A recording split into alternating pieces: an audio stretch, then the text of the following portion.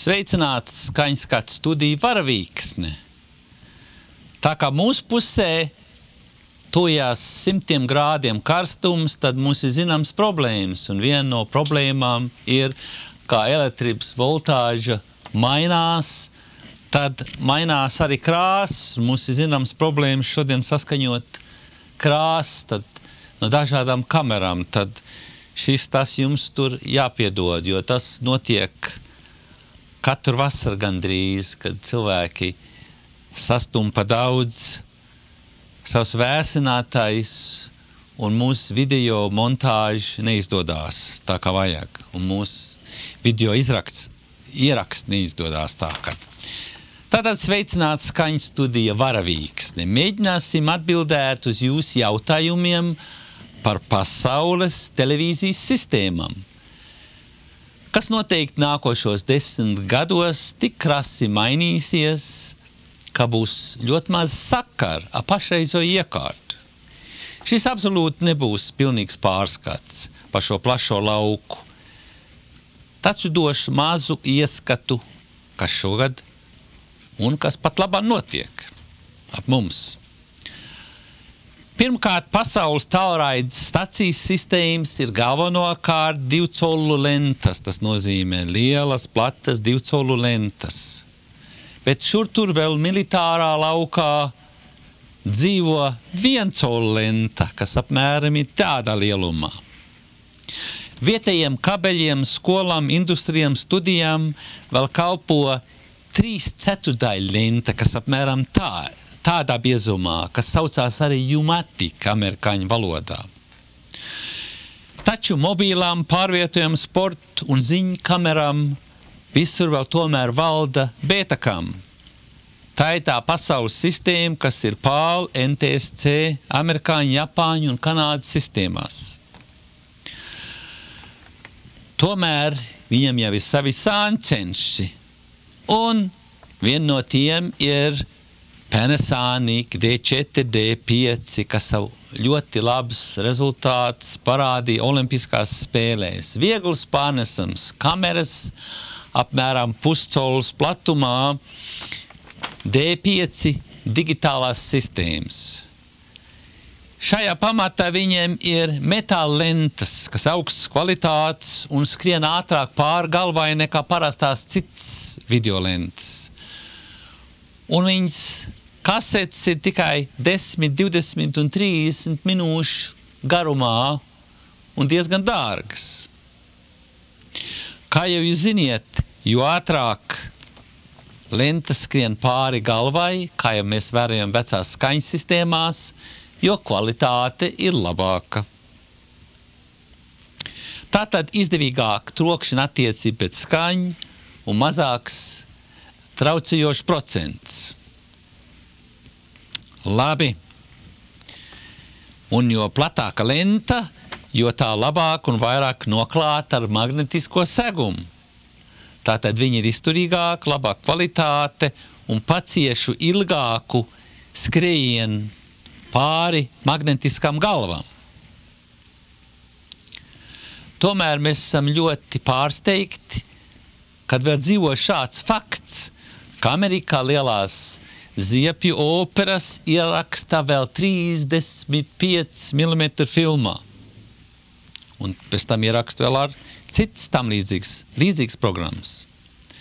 Pēc tam viss šim seko industrijas veikala izglītības formāti, kas ir ļoti plaši tagad un sacenšās un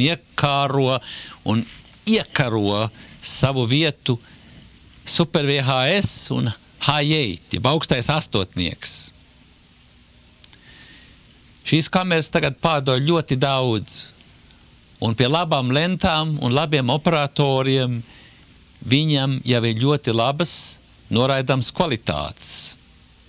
Tūliņ gan arī jāpiemin, ka H8 astotnieks ir ļoti labs pārnestamais daikts un ļoti labs vēlams oriģinālu ierakstu veidošanā. Taču ir ļoti grūti kontrolēt, un jums jābūt labām trīkājiem, labām statīvām, jo citādi jūs programmas neiznāks visai labas. Varbūt lielākais mīnus pie H8 astotnieka ir tas, ka viņš pārāk daudz necieš biežu atspēlēšanu pār galvam. Tā varbūt ir viņa tā vājākā īpašība, kad sapratams uzlikt lielu plašu magnetisko lauku uz viens maz šauras ceturdaļu gabaliņu lents nav visai izdevīgi dažreiz. Tāpēc uzņemiet oriģinālo, bet pēc tam, ja jūs gribiet garāku dzīvi astotniekam, tad pārskajot viņu uz puscols, un tad jūs programma dzīvos ilgāk. Tas nu tā maniem kolēģiem skaņskatu studijā Varavīksnē, kā jau teicu, pie Vašingtonas gandrīz tropiskiem klimatiem, kur turējās 100 grādi un vienmēr ir 90. Mums ir zināms problēmas ar krāsu saskaņošanu no dažādām kamerām un pārslēdzēju. Un kad saliek cilvēki visas savus vēdējumās ierīces, tad mums pierodās liels problēmas. Un cer, kad šī videolenta nebūs tik daudz problēmas, kad krāsas turēsies.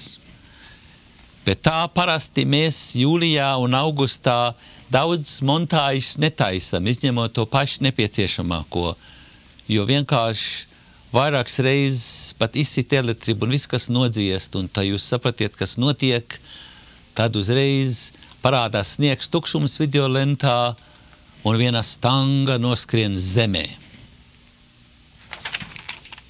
Paldies par uzmanību!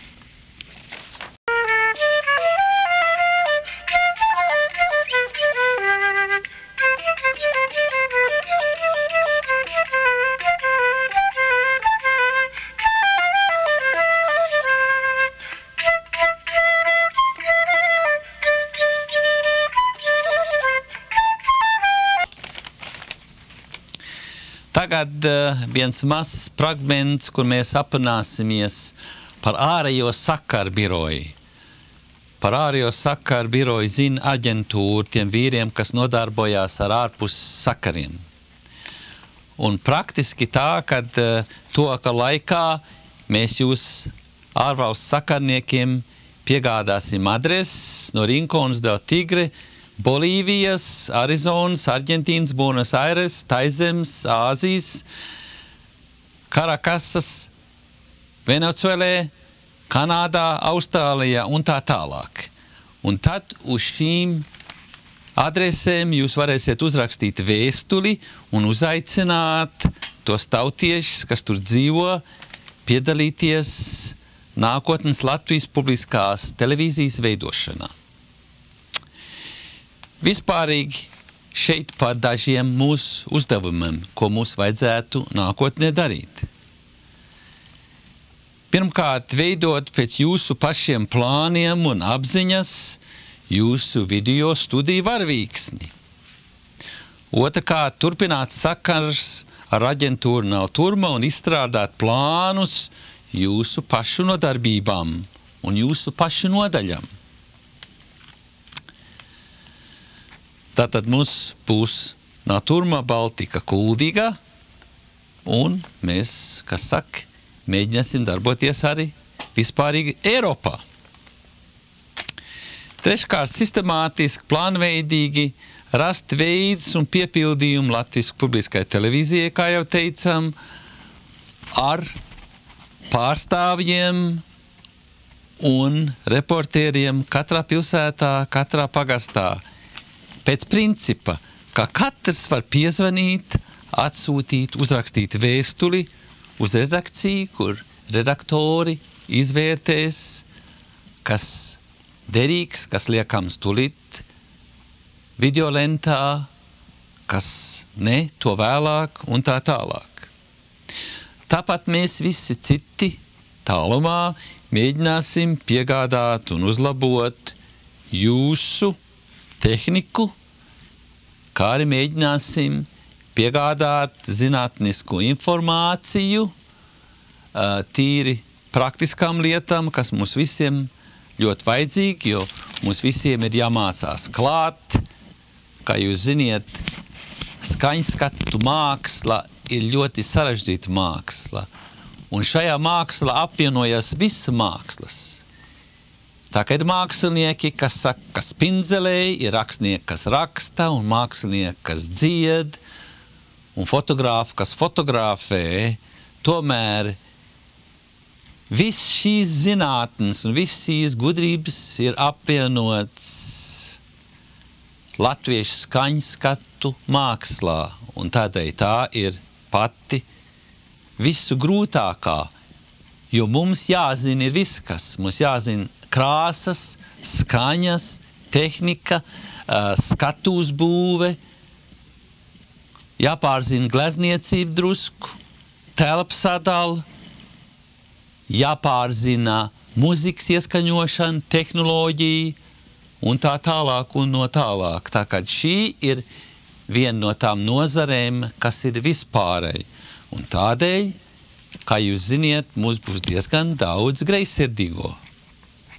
Jo katrs, kas saka, vēlās rūpēties par savu mazo bodīti un saka, te nu tā īstā tīrā māksla un tā ir tikai kaut kas cits, ja komerciāla māksla, bet to jūs vēlāk redzēsiet, ka tas tā nav, un audio video, leb skaņskatu māksla ir tā māksla, kas ir ļoti vispārīga un kas prasa lielu gatavību un kas prasa mūžīgi dzīvot līdz papildināties pēc jaunas informācijas un jaunas gudrības. Paldies par jūsu uzmanību kolēgām Kuldīgā, Varvīksnē un citur Latvijā. Paldies!